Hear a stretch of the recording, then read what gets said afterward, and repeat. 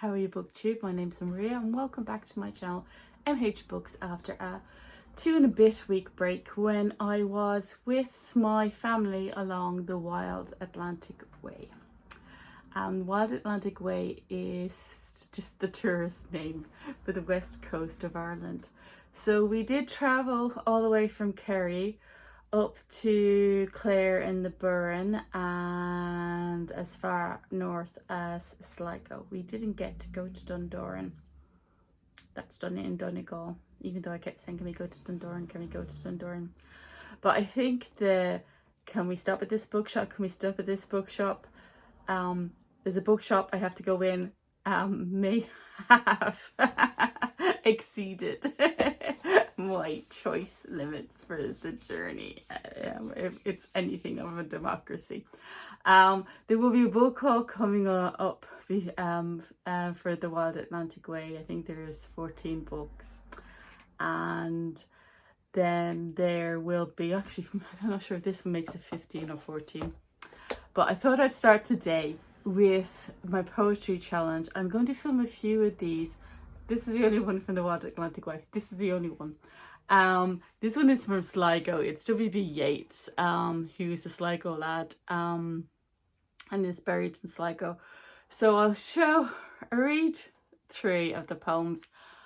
The middle poem is my favourite poem. It used to be my quote on Facebook, and it's the most beloved of all these poems, these best loved poems. I actually picked this up at the gift shop beside in Drumcliff, where W.B. Yeats and his wife are buried.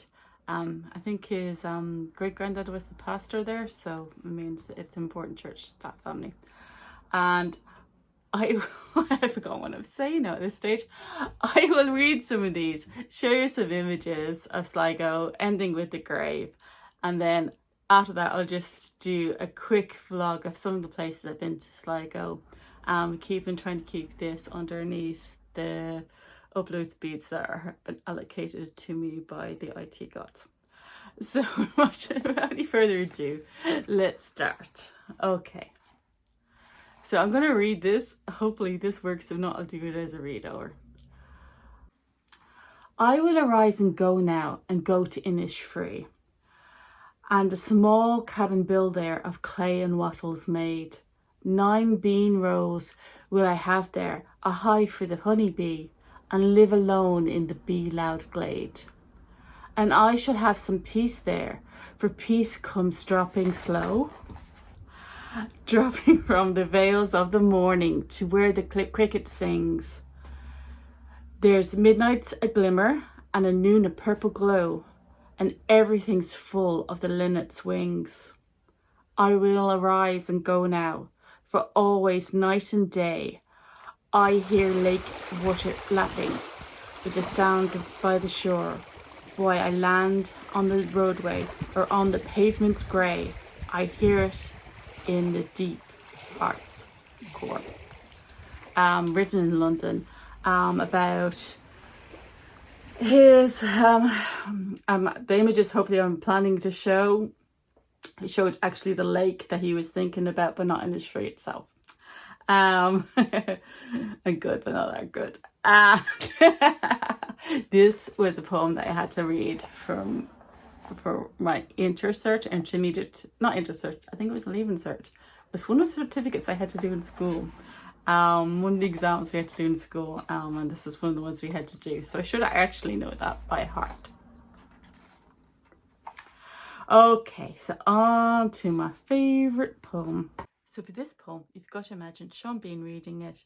And I can't remember the name of the movie, but it was all very dull and grey until Sean Bean read this poem, and then everything was magical and happy. Well, not quite, but it was a science fiction movie. If I remember, I'll put the name. He wishes for the cloths of heaven. The last 2 lines used to be on my Facebook page as my motto. Had I the heavens embroidered cloths, enwrought with golden and silver light, the blue and the dim and the dark cloths of night and light and the half-light, I would spread the cloths under your feet. But I, being poor, have only my dreams.